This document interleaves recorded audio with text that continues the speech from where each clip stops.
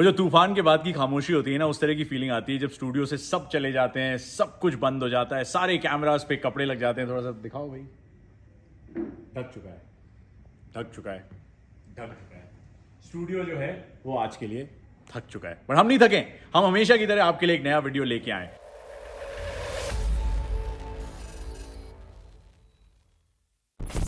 Just a quick reminder कि ये खामोशी की बात से इसलिए शुरू किया मैंने कि क्योंकि क्रोएशिया को कुछ ऐसी फीलिंग आ रही होगी यार। What a generation of footballers they produce, right? I mean Modric, Kovacic, Perisic, Brozovic. कहाँ से शुरू करें, कहाँ से खत्म, जैसे कि मैं हमेशा कहता हूँ। बट अनफॉर्चुनेटली उनकी वर्ल्ड कप की जो है यात्रा है, जो सफर है, वो खत्म हो चुका है। You got a feel for them. This is a country of just 3.9 million people, right?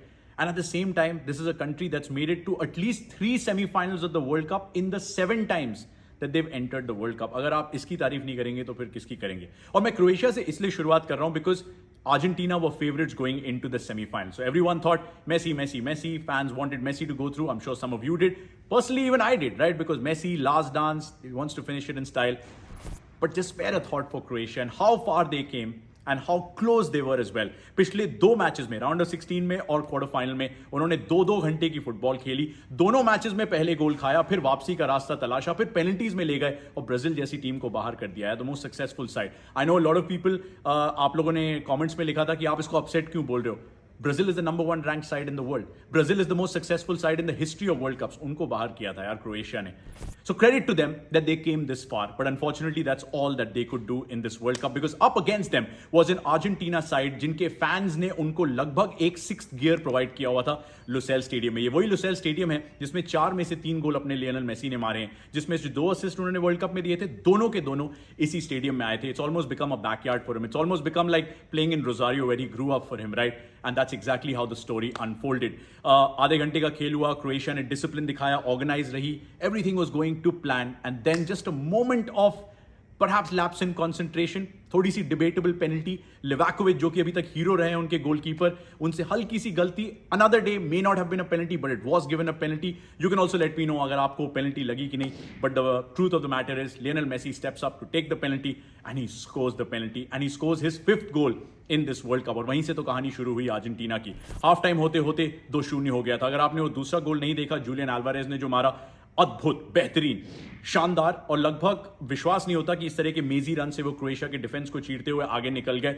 एक ऐसा डिफेंस जिसमें ग्वार्डियोल की हमने तारीफ की थी, लॉवरेन की तारीफ की थी, बट अल्वारेज का दिन था। 2-0 हो गया हाफ टाइम पे। सेकेंड हाफ की शुरुआत में थोड़ी देर बाद मेसी ने एक और ऐसा मोमेंट ऑफ मैजिक प्रोड्यूस किया जिसकी अब वो हमें आदत सी डलवाने लगे हैं। उनका 5वां वर्ल्ड कप है, राइट?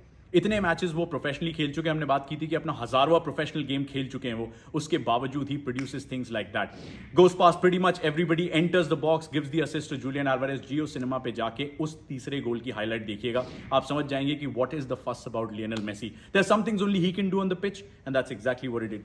3-0 to Argentina. 2018 रशिया याद कीजिए, क्रोएशिया ने अर्जेंटीना को 3-0 की स्कोर लाइन से हराया था। हुआ क्या था, क्रोएशिया ने अपने ग्रुप को टॉप किया था, अर्जेंटीना दूसरे स्थान पे आए थे। अर्जेंटीना मिली थी फ्रांस से राउंड ऑफ 16 में, क्रोएशिया मिले थे डेनमार्क से। क्रोएशिया ने डेनमार्क को हराया और फिर फाइनल तक पहुंचे और फ्रांस ने अर्जेंटीना को बाहर का रास्ता दिखा दिया था। Now I don't know, maybe Argentina have a chance for revenge as they get ready for France और Morocco in the final. Leads me to the second semi-final.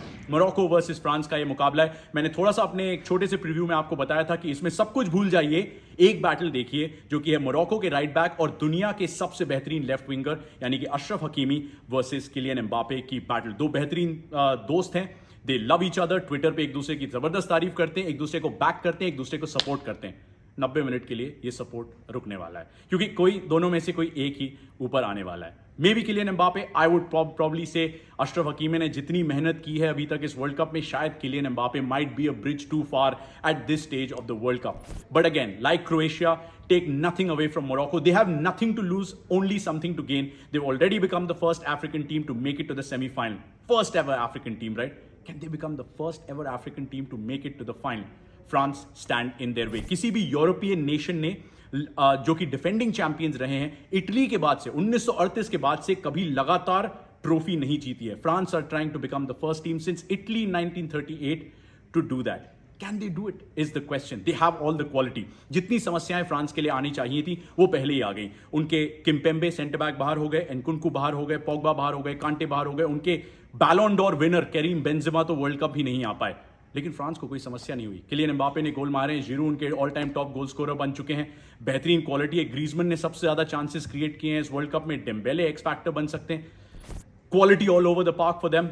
And then there is the heart of Morocco. और उस heart के बिल्कुल centre में खेलते हैं आम्राबाट नाम के खिलाड़ी जो कि उनके कैप्टन है. आप देख लीजिएगा वर्ल्ड कप के बाद उन्हें कितने ऑफर्स आने वाले हैं. उसके साथ साथ अशरफ हकीमी की मैंने बात की. हकीम जियेश अशरफ हकीमी के जस्ट आगे खेलते हैं. नजर उन पे भी रखिएगा. I'm backing France to win this. Tell me if you support me. Tell me if you agree with me. And if you don't, tell me why you think Morocco can take that step further. Just a little bit of a nugget कि Morocco के काफी सारे players, including Saïs जो कि उनके defence में खेलते हैं, वो इंजर्ड हैं. अग्वेड अकेले खिलाड़ी जिन्होंने एक ओन गोल मारा है इस वर्ल्ड कप में मोरक्को के लिए. उसके अलावा मोरक्को ने एक भी गोल कंसीड नहीं किया. वो भी इंजर्ड हैं. तो इंजरी कंसर्न्स हैं स्क्वाड के पास. अगर वो इंजरी से उभर के they play with heart, they play with desire और जिगरे से खेलेंगे तो you never know. In World Cup, anything can happen. An early penalty, 1-0, and Morocco have the defense to hold on to that 1-0. So let me know in your predictions, in your comments below, what you think and what you made of Argentina's result. Is Lionel Messi enjoying that last dance? Just an early prediction perhaps for the final.